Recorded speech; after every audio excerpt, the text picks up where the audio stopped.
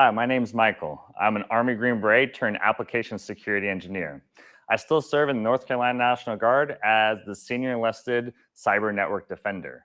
I also work for a content creator for a company called Security Journey, creating their application security focused content.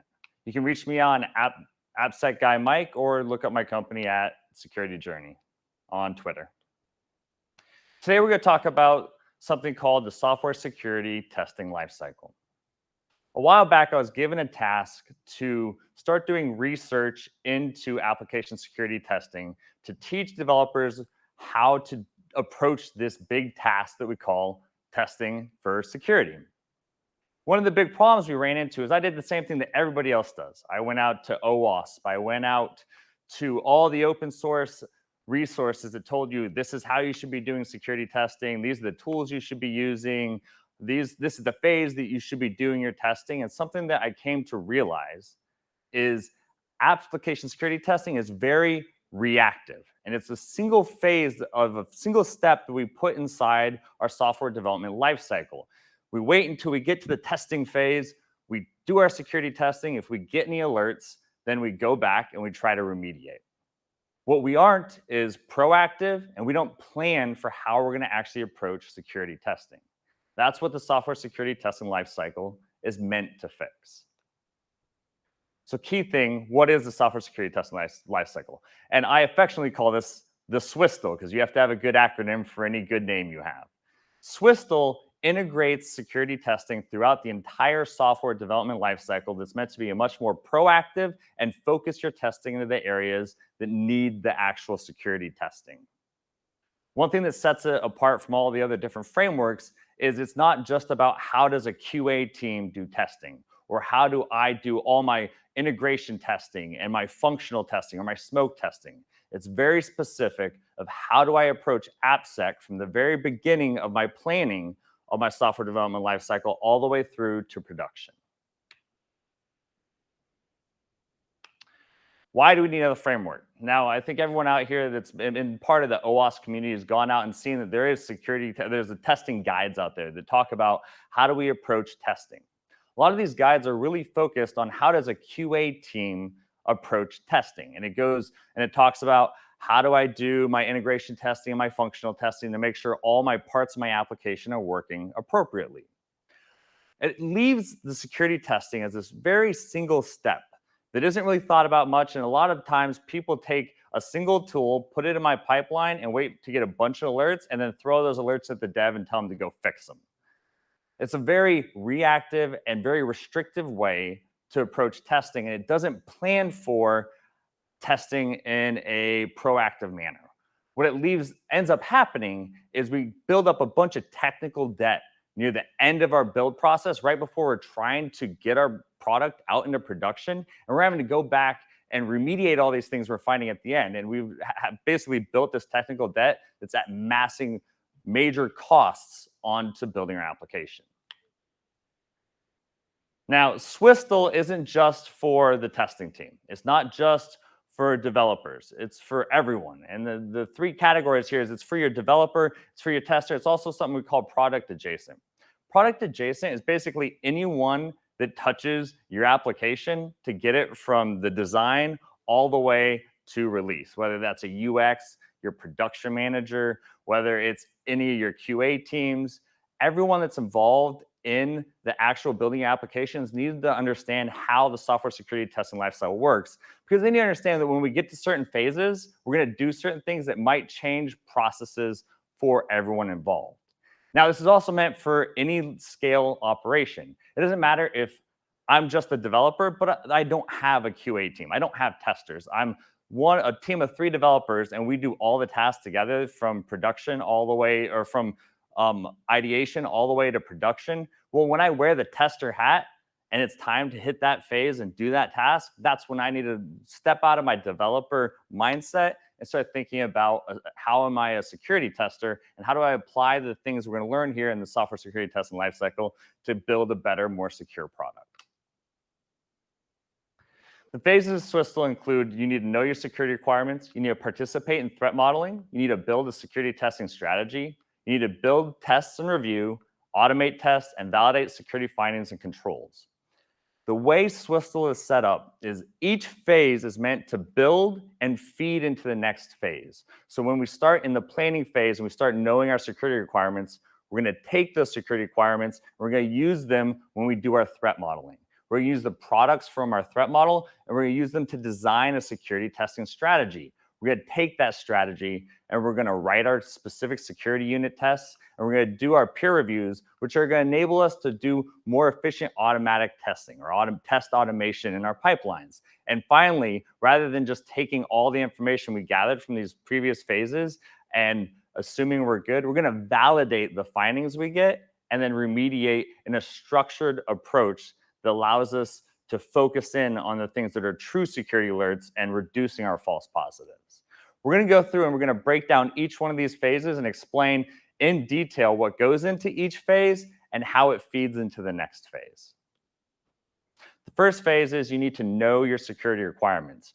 Now, when we start designing any software, especially in the software development cycle, everything always starts with define your requirements. Now, as a tester, I'm looking at this of what do I need to know about my company and my product that I'm going to have to test for throughout the rest of the phases of development. If I don't understand the constraints and the security requirements that are applied to my application, then I'm not going to be able to effectively identify what my company considers a security vulnerability to be and how I should test for those to validate that we don't have those vulnerabilities and that we meet these security requirements.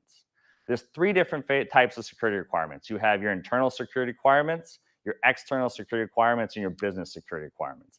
External security requirements are things that are like regulations and laws that are being placed on your application. You might fall under HIPAA, or you might fall under some other policy or directive that if I don't meet those requirements, I could be held legally liable for not doing that. Or I could basically face big fines, lose customers, massive things that can affect my application. Internal security requirements are things that are dictated by my company. So it might be things that follow our ethos. As our company, we embrace the fact that we want to ensure you have privacy. It may not be a requirement that's legally applied to us, but we believe privacy while you're surfing the web or while you're doing something is extremely important. So we're going to build in security requirements for our application that ensures you meet those requirements. And then business security requirements, that's really when we're talking about our CIA triad, right? And when we talk about those is what are the security requirements that if we don't implement, we're going to lose customers. We may not follow our policies. It may not be directly against government regulation, but if we don't meet these criteria, we're going to lose business. It's extremely important as a tester that I define and understand what the security requirements for my application is, so that as I go in and I start to threat model, I can identify areas that I need to test to ensure I'm meeting those security requirements. The second step we want to talk about is participating in threat modeling. Threat modeling is extremely important when we're building our applications, especially when you talk about your secure development lifecycle, when we're looking at the entire, what is the security of my applications? Here's my application. Here's everywhere that I need to put a security control to enable, to prevent different vulnerabilities. As a tester, I should be involved in that process. First of all, as a tester, I'm going to have a unique perspective from my experience, from previous testing experience, as well as I'm going to be proactively thinking, well, how do I test for that? How am I going to ensure that I'm preventing that vulnerability? How am I going to ensure that that security control is actually doing what it's supposed to do? The more intimate knowledge I have of how the entire application works and how we built this threat model, it's going to make me a better tester through the other phases of the software development lifecycle. It's also going to allow me to identify all of the different things I'm going to have to check in my security testing strategy, whether it's the threats, the vulnerabilities, as well as the security controls that I have to validate. And I'm going to be able to list those out in my security testing strategy to test later on when we're in the development phases. Now, there's 5 phases to the threat modeling. First, you need to scope. So what am I responsible for testing? Draw, that's when we're going to create our data flow diagrams. And I'm going to look at the data flow diagram from a tester's perspective. We're going to analyze our data model using threat modeling techniques like STRIDE. We're going to mitigate. I'm going to specifically might not be the one deciding which security controls go in place. That might be the security team as a whole. But as a tester, I need to see what security controls have been chosen so that I know I can test and validate they're working appropriately. And then the most important step in all of this is we need to do thorough documentation of our threat model, because I'm going to take that information from my threat model. I'm going to use it to build my security testing strategy. Now, this is a typical diagram of how we build a threat model. The first thing we do is we look at all the different components of our application. Now, this is a very simple example, but we're going to look at all the different components and where data flows and all our inputs, and we're going to evaluate how the application works. Once we see how the application works, we're going to apply something like STRIDE. STRIDE stands for things like spoofing, tampering, repudiation. These are all different. This is an acronym for all the different type of things that can identify looking at how my data flows in my application and identifying areas that I might have problems. So once I take STRIDE and I apply it to my model, I really want to look at it from an attacker's perspective. And the attacker's perspective is, okay, in this example, I have a database in the background. And there might be a possible way that there's an API that doesn't authenticate the user or require login. So as an attacker, I might have access to that API. And if we don't do proper authentication, I'm able to get information disclosure because I'm able to get data out of the database without being authenticated. You want to look at all these different areas, and you're going to decide what security controls we're using to mitigate these risks. As a tester, I'm going to decide what threats are there that I need to now validate are no longer threats, and what security controls have we chosen, and are they working effectively? That brings us to what a security testing strategy is. I brought that up a couple times, but let's clearly define what a security testing strategy is when we talk about it within the terms of Swisstool. It's going to be a step-by-step list of all the different threats and security controls that have been put in place based on your threat model that you're going to test, and exactly laid out how you're going to test those individual threats and security controls. To build an appropriate security testing strategy, you're going to need to review your scope. You're going to look at your data flow diagram for different interfaces you need to test against. You're going to define security tests based on the different threats and interfaces that you identified in your data flow diagram. And then you're also going to define the security test to validate that your security controls are working appropriately.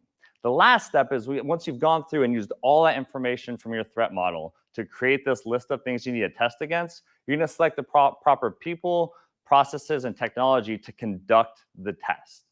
What that's going to allow you to do is say, these are 3 different ways I'm going to test this interface to ensure that my security controls are working appropriately and I have remediated and reduced that threat from being exploited. Going back to our original threat model where we identified 3 different threats, we take this information and we're going to create the security testing strategy. If you look at our left side here, you identified the threat. So threat 1 might be the system can disclose sensitive information due to an SQLI. So there's some sort of SQLI injection, possible vulnerability, because I have an interface that I'm allowing users to do input into that's going out to my database and retrieving information. How am I going to protect against that? Well, during our threat modeling, we decided to use server-side input validation to ensure that the attacker is not able to do SQLI against our database. As a tester, I'm going to take that information from the threat model. I'm going to decide how am I going to test to ensure that SQLI is not possible and that my input validation is working appropriately. And we're going to create different steps that will be applied at different phases of the development process to identify and confirm that our security control is working appropriately. First, we can write a unit test to confirm that the input validation on the actual security control is working appropriately. We can use tools like Wikipedia or a Fuzzer tool in our automated test process to identify if we have SQLI. And we can also do at the very end phase a pen test of the interface that the user is able to access there to ensure that we're not able to manually conduct an SQLI.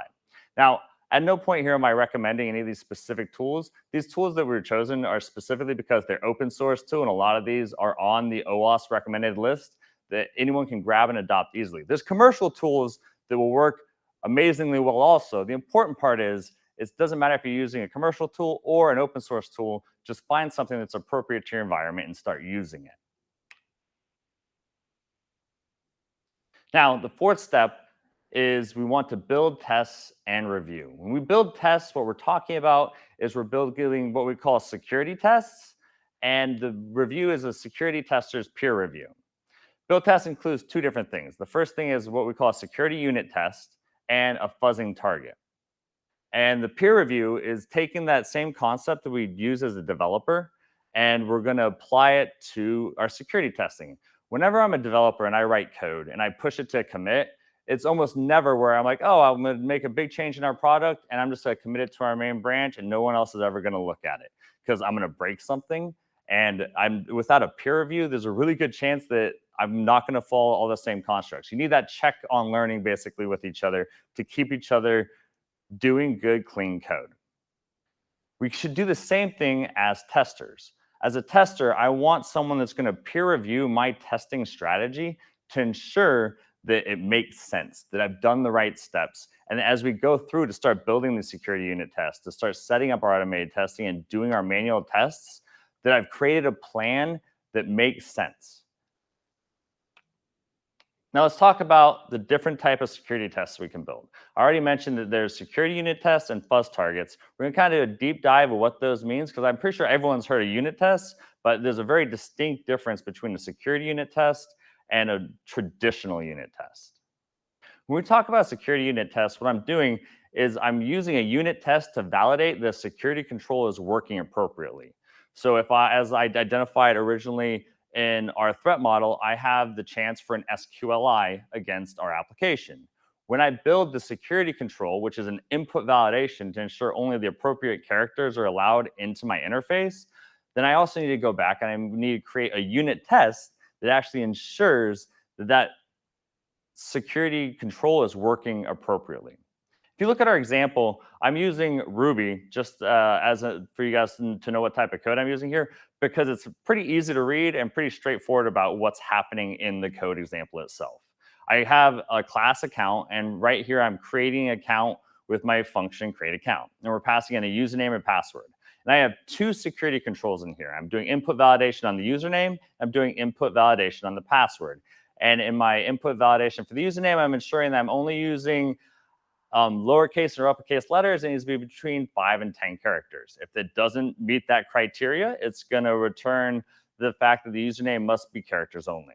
For my password, it's a little more restrictive, is in I can use alphanumeric characters, and it has to be between 8 and 50 characters long. If it doesn't meet that criteria, it's going to tell the user the password must be numbers of characters only. And then I'm going to create my password. So this is a good example of a security control I've built, but as a tester, what do I do with this to ensure it's working properly? Now, if you look at a traditional unit test, you ensure that it's doing it functionally what it's supposed to do. So in this example right here, I'm setting up a new user account object, and then I'm going to check that object given a username user and a password, test password 123. By the way, horrible password, just using it as an example. At line 5, you're going to check, hey, I want this to return true when I create my user with these two objects, with these two strings. And the expected value once I create this user should equal to true. Now, in this example, this functional unit test is going to work easily because we're taking what I call the happy path.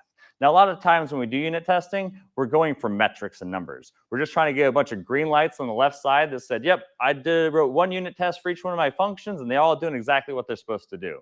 And if you're being like doing that extra mile, you may take one or two unhappy paths where I'm like, oh, if I just put a garbled number of characters in here, it doesn't work because it doesn't meet the criteria.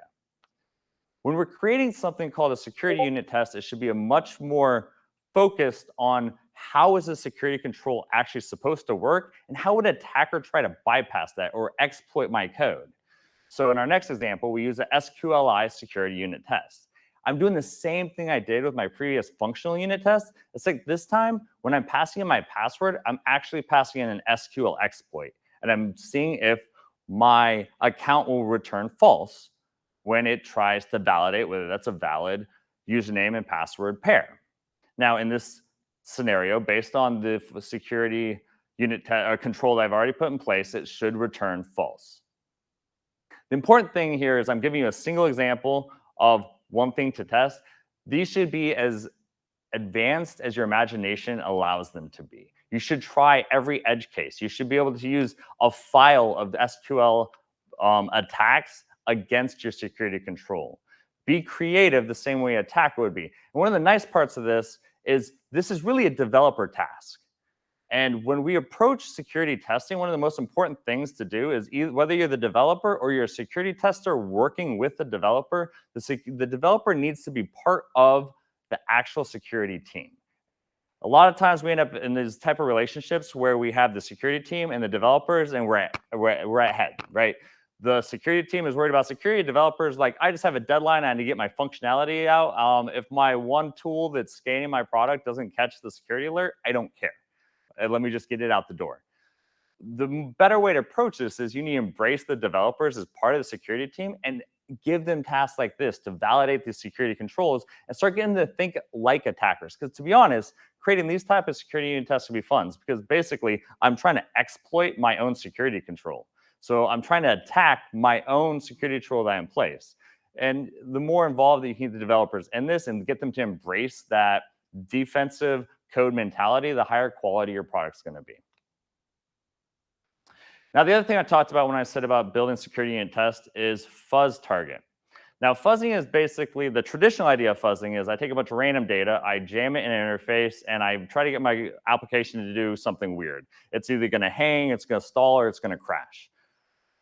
In the more modern way we do fuzzing, it's not the best approach to jam basic data into every interface, especially if you just pick random data. That's kind of a brute forcing attack, and it takes an extremely long amount of time. If I try to test every interface, starting with like 0 to 1 to 2 to 3, all the way up to random long amounts of data, to images, to whatever, it's going to take days to go through this type of testing. And that's not realistic in a modern environment where we're trying to push code out every single day. And in bigger industries, you're trying to push code out multiple times a day. In this agile environment, fuzzing is still important, but it needs to be done purposefully. And what I mean by this is we build these things that are called fuzz targets. And fuzz targets sits around my interface that takes an input. And I'm basically able to say, hey, these are the different areas that I want my fuzzing engine to actually fuzz. And this is the type of data constraints I want to put on how you're going to fuzz that target. So we're not wasting our time doing a bunch of stuff we already know that's not even compatible to that interface. It helps us be much more proactive on deciding what actually needs to be fuzzed. And it helps us think more critically about how to fuzz that target to get the best results, to reduce the amount of time we're spending fuzzing our application. Now, the other side of this during this phase that we call build, test, and review is the tester peer review. And like I said before, the tester peer review is that one chance I'm able to go to somebody else that's doing testing on an application. It might not even be a tester. If I'm a developer and I'm tasked to be the tester for this build, I can go over and talk to a senior developer and be like, hey, can you look over my testing strategy that I built for this and make sure I'm not missing anything? Or do you see things that I should be doing differently? Do you think the tools I'm using are appropriate for our application?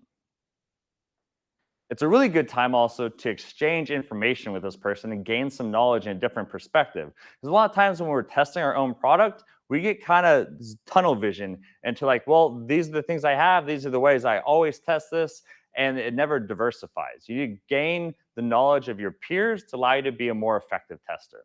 So the things that you should be reviewing during your test review is your threat model to make sure you guys didn't miss anything, your testing strategy to ensure that it was constructed well off your threat model and you chose appropriate actions based on what was in the threat model, the tools you chose for automation, how are you going to conduct your pen testing and your pen testing tools.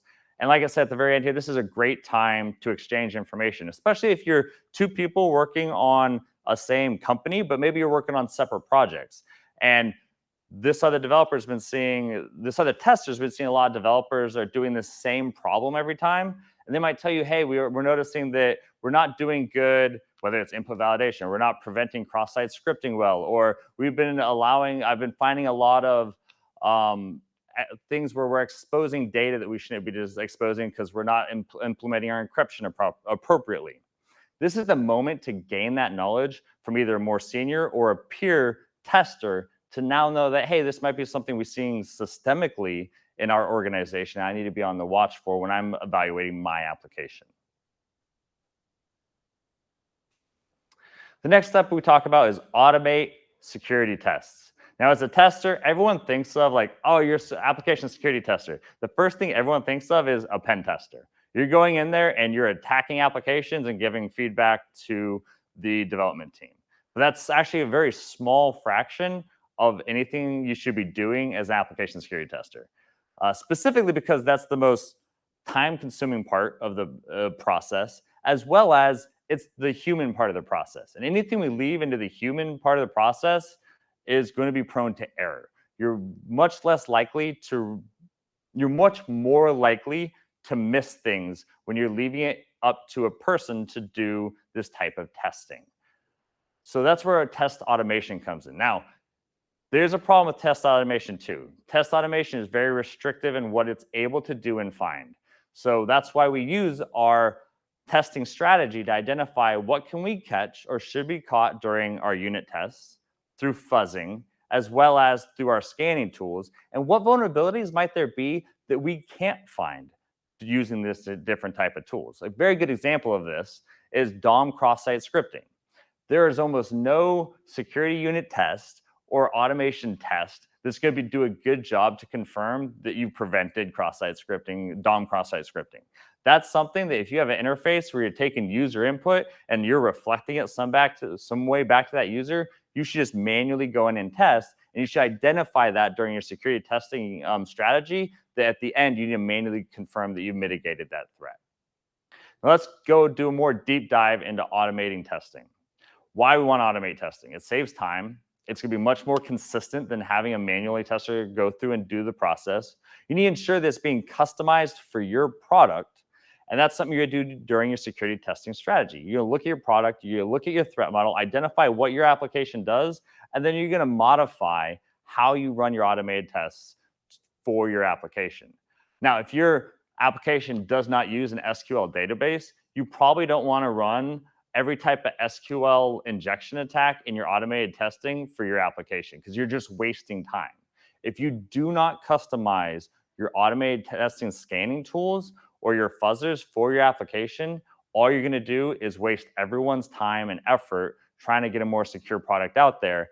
But because you're wasting all this time, people are going to get tired of waiting for you to test their application. They're going to start pushing things to production while skipping some of the testing steps. So make sure you customize these for your environment. The next thing is there's multiple open source tools you can use for automated testing. There's things like Zap and Burp. Well, Burp is also a paid for product, but there's Zap, there's Burp, there's Wapiti, also known as Elk3, all open source products you can adopt today and put in your pipeline to start doing some of these scanning. And once again, I am very critical that you customize these, because the first time I use a product like Wapiti, I just set it to scan everything and run. It ran for like 5 hours and then gave me very poor results back that I wasn't able to action, because I didn't customize how I wanted to scan for how my product was set up. One of the nice things about automation is it's going to identify any threats that you missed during your threat modeling process. It's not going to identify all of them, but some of the low-hanging fruit that you might not have caught during your initial threat model, automated testing does a good job of finding. Now, there's 3 different types of automated testing. The first one I want to talk about is DAST. DAST is great because it's dynamic application security testing. You're actually attacking the application. And this starts out with you as a tester taking a security testing strategy. You configure your DAST tool to work appropriately against your application. Your build server is going to build that application, run that scanning tool, and you're going to get a report. And now I'm going to take this report and I'm going to take those security alerts and I'm going to move on to my next phase, which would be I need to validate those security alerts are valid, positive security alerts. Because what the worst thing a security tester can do is take a huge list of alerts and throw it over to the dev team and be like, all right, here's 100 things that popped red, go fix them all. And then if the dev team starts working and half of them are false positives, you're just going to end up with a bunch of angry devs that you wasted their time, and they're not going to trust you as a security tester going forward. So not only you're wasting time, but you're losing trust in the people that you're asking to help secure your product. Now, some of the limitations when we're looking at a DAST tool is the DAST tool has an exterior view of what's going on inside the application. So your application's running, I'm attacking the tool, and I'm waiting for some sort of response from the tool that's going to tell me I accomplished something. Now, That works to catch some low-hanging fruit. However, it's very limited because there's a lot of attacks that attackers can take advantage of, or exploits that attackers can use that will have an effect inside your application that doesn't always give feedback to the application. You might have good filtering, you might not give good response to the attacker, but it doesn't mean they didn't find some way to get inside the back of your database and delete something, whether they were able to get an immediate response from your application or not. The solution to that is what we call IaaS. So IaaS tools are the next step or next generation past what a DAS tool is.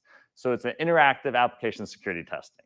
And what it does is during compile time, it actually integrates what it calls agents inside the application. They're going to sit inside the application under the hood and watch for what happens when you run a DAS tool against it or you run a scanning tool against it. So that from the outside, looking in, it runs the same. You're still going to attack the application the same way you did before. However, this time you actually have agents inside the application listening for what if any of the data you're shoving into the application reaches it or any changes that take effect. And the really powerful part of that is that now instead of like the traditional task tool where I'm just attacking from the outside and waiting in response, I also have something inside the application that can really drill down what happens, and I can get much more meaningful results from my scanning tool. Now, one of the problems with IaaS is there's not a lot of open source tools out there, and there's a lot of great commercial ones, but they're not cheap. They're pretty expensive. So DAS tools work really well, then don't give as much feedback under the hood. IaaS tools are better, but there's not a really good open source solution out there, and they're a little more expensive to implement. Now, the last thing we talked about, which is fuzzing.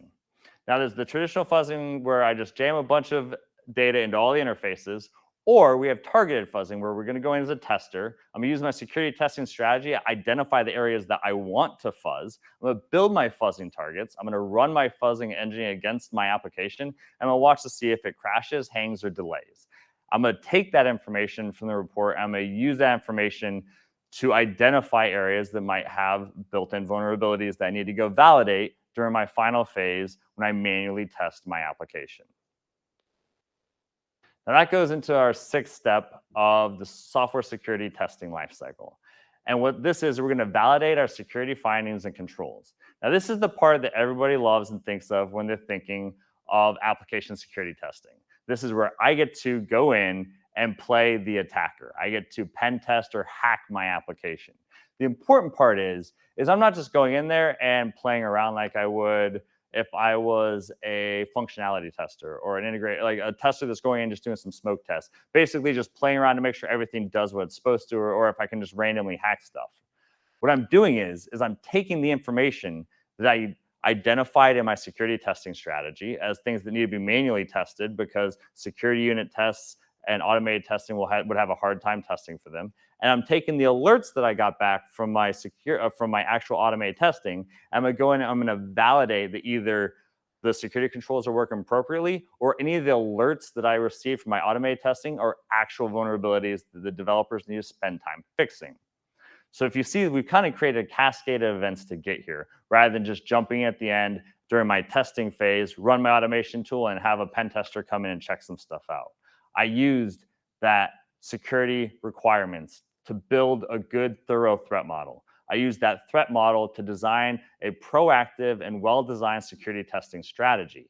I took my security testing strategy and I decided what security unit tests and fuzz targets I had to implement during the build phase of my application, as well as how to configure my automated security scanning tools to be able to give me the best results. And then I took the information from my security testing strategy for the ones that I can't test through automation, as well as all the alerts from my automation tool. And now I'm going to validate those different security findings and ensure the security controls are working appropriately manually based on that strategy.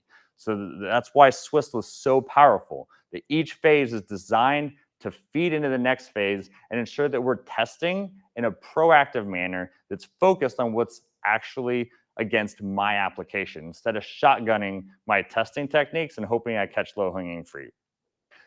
We go in and we do validating security controls and finding. It's actually a very methodical process. I don't just jump on there and just start, all right, well, it said I have SQLI. Let me just try to start injecting input into these different interfaces and see what happens. you actually have to set it up in the steps. And the steps is first you identify the threat and vulnerability that you want to test for. So say we're talking about the DOM cross-site scripting. Identify that I have an interface that has a possible DOM cross-site scripting vulnerability because I take input from the user and I'm reflecting it back into my HTML some way. Now, as a security control, I put in a sanitizer to ensure that when that data got reflected back into my HTML, that it should have been sanitized by input. However, my security unit test, as well as my automated testing tools, are going to have a hard time validating that that security control works effectively. So I'm going to go in and manually test for that. The first thing is I need to identify that that vulnerability exists or could exist. Second is I need to have a deep understanding of how that vulnerability works. If I go in and I just Google, oh, how's DOM cross-site scripting? Oh, if you paste this in, that's the one way it works. And I copy and paste it in and it doesn't work and call it good. I tested it. I haven't actually tested it because you don't understand what's going on under the hood and how that vulnerability actually works in your application. You have to have a deep understanding as a tester of how these vulnerabilities work. So that you can start thinking proactive like the attacker would. You'd be like, okay, if this doesn't work, well, maybe if I put it in an iframe with an alert, maybe I can get it to trigger then. And now I start getting more creative because I have a deeper understanding of how the vulnerability works. The third part of this, and now I'm going to choose appropriate tools and techniques to exploit this vulnerability. Now, if it was something like a SQLI, I might use a tool that generates a lot of SQL injections for me and attacks against the interface, so I'm not sitting there manually doing it myself. It's still a manual test because I'm running a tool against interface against my running application. However, I am using a tool to support me to do that to save time and do it effectively. Or it might just be me having to put manual input into some sort of interface or messing with the URL itself without using a tool. But this is the phase at which I identify if there are tools and techniques I need to use, what are they? The next step is we need to define our test objectives. And this is where we define what I consider a positive test and what do I consider a false test. So what is my validation criteria to say, hey, my security control works? Or, hey, my security control didn't work because this is the response I got, and it tells me that I have this vulnerability. So now that we've gone through, we've identified the threat, we understand it, we've chosen the tools we want to use, and we've now defined how we're going to test it and what the criteria for pass-fail is, then we finally get to go do the part that everybody loves the most. We get to exploit that vulnerability in our code. And now we go in and we attempt to exploit it, and either it's going to be successful or it's not. And I'm going to have to evaluate what the application does to confirm my result, whether I had a successful exploit or whether my security control worked appropriately. If my security control did not work appropriately, the next step is a really important one. I need to identify why. It's not just enough to know that the vulnerability is there. You have to understand the why was I able to exploit this? Why did my security control not work? Because if we're going to take that vulnerability and we're going to look at that security control and say, hey, you need to fix something, we should have an understanding of why it didn't work in the first place. Because if you don't do that root cause analysis during this phase, you're setting yourself up to fix a surface level problem that might have a deeper issue. Where if I was able to exploit it through this interface, so I put on this controller a security setting to prevent it. However, the problem was actually the fact that on the back end of my server, in the very back end code, I'm not doing my validation, the attacker might be able to get to that exploit from a different interface. Because we didn't do that root cause analysis and find out where the real problem was, we could set ourselves up for failure. So that's a huge step is once I've actually been able to exploit is taking the time to understand why and how that happened. And then here's how we should remediate it. And the final step, once it's remediated, is confirming that the remediation worked appropriately, and then also confirming that you didn't break something else in the process of fixing that vulnerability. So a lot of times we might fix one vulnerability, but we want to make sure when fixing one thing, we didn't open up a different door by changing the way our security control worked. We're editing or changing or adding a security control to something that we identified. We need to make sure that when we fix or change something as important as a security control, that's still effective. So confirm that your remediation worked. Now, Swisstool, those are the big 6 steps to Swisstool. Some things you want to keep in mind is Swisstool is not meant for everyone just, all right, cool, we have this new idea of how we're going to approach testing. And for every application, for everyone out there, just adopt all the steps and just start implementing. That doesn't make sense. And you shouldn't do that for any framework that anyone pitches out there. The idea is that Swisstool should be customizable for your environment. And to be honest, if you do nothing else, do the first 3 steps. You need to know what your security requirements are. You need a threat model and come up with a strategy on how you're going to test. If you cannot do those 3 things, then none of the rest of it matters. We all like to throw that dream tool in there that scans our application and gives us the alerts. But if we don't understand how our application works and the threats that face our application and the security controls we've chosen to use in our application, then we cannot effectively test our application. It's also incremental, like I said. If you do nothing else, do the first few steps. Build small. First step is identify what your security requirements are. Once you've identified your security requirements, then maybe you add in, okay, now let's start doing threat modeling because you weren't doing threat modeling before. Increment it in steps. Take off those bite-sized chunks. This is that classic idiom. How do you eat an elephant? One bite at a time, right? You have to get started eventually. Start with by identifying what the requirements are during the beginning of development. Now, Swisstool is not meant to replace the software development lifecycle or the secure development lifecycle. It's meant to complement it. It's meant to answer the question of what do I do as a tester during each phase of the software development lifecycle? Or what do I do as a tester during the secure development lifecycle? And you'll see that a lot of these things marry up. Obviously, secure development lifecycle, the thing we always start with education. Education is by far the most important thing you can do. Educate your developers and educate your testers so they know how to secure your application. Because if you do it right the first time, it's the easiest way and the most cost-saving way to approach development. Now, we get into Swisstool, we're talking about security requirements. These are the same as the security requirements in the secure development lifecycle, as well as the just building requirements for software development. When we get to plan and design, that's when we're talking about that threat modeling, right? And as a tester, I know I should be participating in threat modeling and building my security testing strategy so that when we start developing our application, I'm able to build those security unit tests into my application as well as start doing my peer reviews. Finally, when we get to test phase, what they call the test phase in the software development lifecycle, that's when I'm running my automated tests. It's not that I haven't been proactively thinking about tests all throughout this, but now I finally hit the part where we're in automation and I have tools that are going to automatically run the tests. They're going to give me feedback. They're going to allow me during the deploy phase to do what the secure development lifecycle calls pen testing, or what we call in Swisstool, validating our security findings and controls. Now, Swisstool also works in DevOps and I want to caveat this, it's DevOps because DevSecOps is kind of a misnomer. I feel like the security is implied. I shouldn't be developing and doing operations without security built into it. However, with Swisstool, when we look at DevOps, when you're doing your plan, design, develop, integrate, deliver, deploy, production, it's all the same process. We're all just using different words to describe how we're doing these different steps. So with Swisstool, during your plannings, during your security requirements, during your design is your threat model and your testing strategy. Develop and integrate, that's when I'm building those security unit tests and I'm doing my reviews. Delivery is when we're running our automated testing, and deployment is that during that phase when I'm going to validate my security findings and control.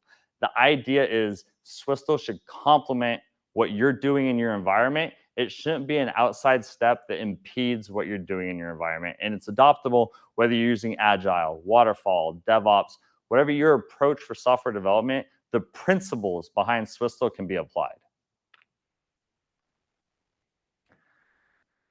Some of the big key takeaways I want to talk about and things you need to ensure are when we talk about Swisstool, it's meant to be a proactive and developer-centric approach to application security testing. And the big thing I want to emphasize there is developer-centric. Developers and testers are not sitting siloed in this process.